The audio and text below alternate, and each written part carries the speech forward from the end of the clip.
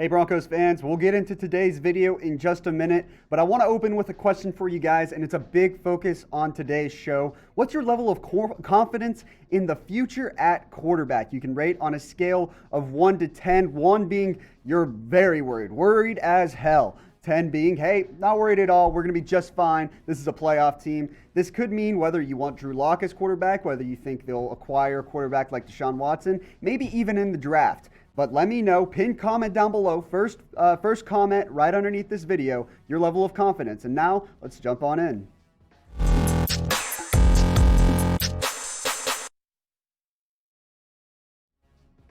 Hey guys, Sam Brown here, host of the Broncos Breakdown. As always, you can find me on Twitter at SamBrownCS, trying to get some more Broncos coverage there for you guys. We're going to jump into the latest Broncos news and rumors, and we're starting with an interesting article that I found on ESPN the other day with Jeremy Fowler, where he ranked all 32 teams or divided them into tiers based on the necessary offseason overhaul within their organizations, and classified Denver as a team, quote, stuck in quarterback purgatory, which I'll dive into obviously a little more later on. The big question obviously revolves around who will start at quarterback for Denver in 2021, whether it's Drew Lock, a trade target like Watson, or a quarterback prospect in the 2021 NFL Draft. Now, this is the list of teams that were in quarterback purgatory. You've got the Chicago Bears, who obviously drafted Mitchell Trubisky and have been suffering ever since. The Washington football team, who's actually in a decent spot to get a quarterback with their salary cap space, but obviously still doesn't have one on their roster right now. You've got the Carolina Panthers, who were very aggressive in trying to get Matthew Stafford, are looking probably to trade away Teddy Bridgewater and upgrade under center. You've got the Broncos, obviously, and then you've got the Cowboys, who obviously royally botched the whole Dak extension. This is not the list of teams you want to be involved in. You'd much rather be in a team in a spot where they're comfortable at quarterback and moving forward have a solid framework under center and the pieces around them to contend in 2021. There's no doubt about it. George Paton's got a decision to make this offseason, and it's one that we've talked about numerous times on this show already, and we'll continue to talk about it moving forward. Does he stick with Drew Lock? Does he look to upgrade under center? He was already aggressive in the Matthew Stafford trade, willing to offer that number 9 pick and Lock for the former Lions quarterback. But he's starting to run out of time to decide whether Lock is going to be his guy or whether Denver should look to upgrade under center. It's a very interesting situation. Like I said, quarterback purgatory is not a spot you want to be in the offseason. And I know we talk about not wanting to give up too much for a price target like Watson and stuff like that. But at the same time, you need a game changer under center, and Lock has yet to prove fully, consistently that he can be that. So I'll ask again, the pinned comment down below, the first comment you see underneath this video. I want to hear from you guys what your level of confidence is at quarterback on a scale of 1 to 10, 1 being you're very worried, 10 being you're not worried at all. The Broncos will be just fine heading into the season. Let me know down below. I want to hear from you guys. And we're going to be doing more news and rumors videos like this throughout the offseason. If the Broncos do make a move at quarterback, we'll have a video to let you know. You know, I usually am a producer here at Chat Sports, but I'm sure the bosses are going to pull me off the computer, get me up off the desk, throw me in front of the camera, and get me to cut a video for you guys. So be sure to subscribe, turn on your notifications too, a huge part of it. That way, whenever we put a video out, pops up right on your phone, click, and you can watch the video.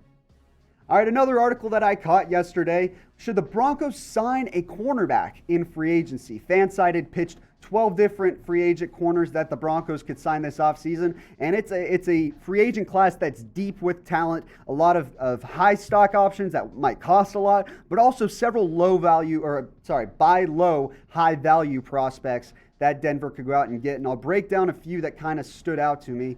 The first one that I saw is from the Tennessee Titans, formerly of the Chargers, Desmond King, the low nickel or the buy low nickel kind of player for Denver. I think he can challenge Deontay Spencer in the return game as well, but also offers the Broncos some flexibility in corner, being able to slot Bryce Callahan outside. Had a solid year last season after being traded mid-season from the Chargers to the Titans. 54 tackles, 2 tackles for loss. Obviously had 2 PBUs and 2 sacks.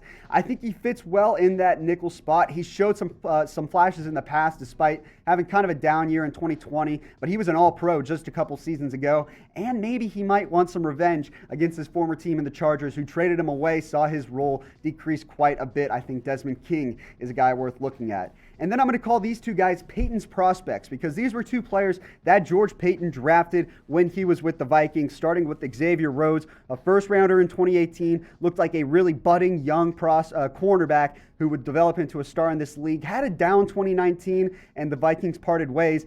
And then he goes to Minnesota and returns to his former self, had a stellar 2020 season.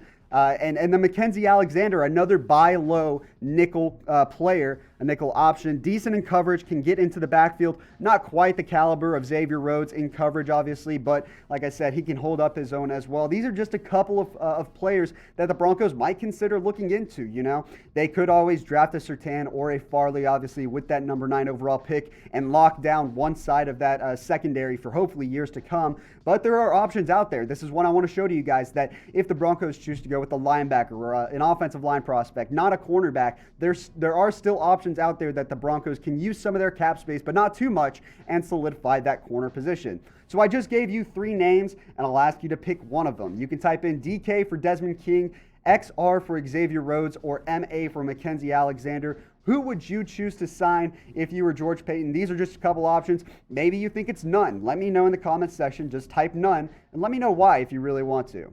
We're going to end today on a little bit of news here. The Broncos have hired their new DB coach, Christian Parker, who spent the last 2 seasons as the Packers' defensive quality control coach. He's obviously going to replace Ronaldo Hill, who is now the Chargers' new defensive coordinator. Has some experience in the college ranks before making his way to the NFL. 6 seasons of collegiate coaching, most notably with Notre Dame in 2017, Texas A&M in 2018. He was a wide receiver and cornerback at Richmond, but now will look to develop as the Broncos' new DB coach.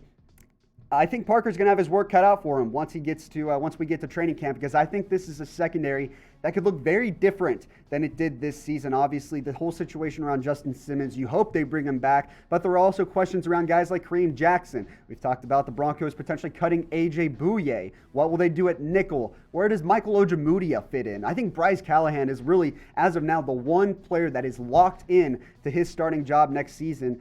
But I hope the other one is Justin Simmons, because re-signing him is priority number 1. I've said it time and time again. You pay him top safety money, he could wind up being the highest paid safety per year in football if the Broncos choose to give him that sort of contract. And I think he merits it just based off of market value, the way it's trended in recent years. You got to keep Justin Simmons in Denver if you want to keep that secondary strong. The Broncos were 15th in passing defense this year, and a huge reason for that was Simmons and Callahan. I think those are 2 pieces you want to build around. I'll end on this question for you guys, and it's a very important one. Will Denver re-sign Justin Simmons? Type Y for yes, type N for no. As of now, I want to say yes, but, you know, it's kind of hard to tell. It depends on how much he'll want, how much the Broncos will be willing to give, and we'll get to know more over the weeks and months to come. So be sure to subscribe down below. Mock draft video coming very, very soon for you. So be sure to stick around for that, and we'll see you next time.